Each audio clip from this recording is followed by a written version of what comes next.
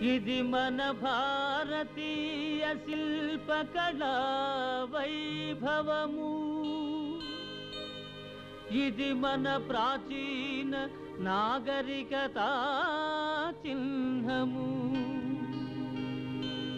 ఇది మానవతకే స్వర్ణయుగము. ఆనాటి మానవుడు ఏమి చేశాడు, ఈనాటి మానవుడు ఏమి చూశాడు. ఆనాటి మానవుడు ఏమి చేశాడు, ఈనాటి మానవుడు ఏమి చూశాడు.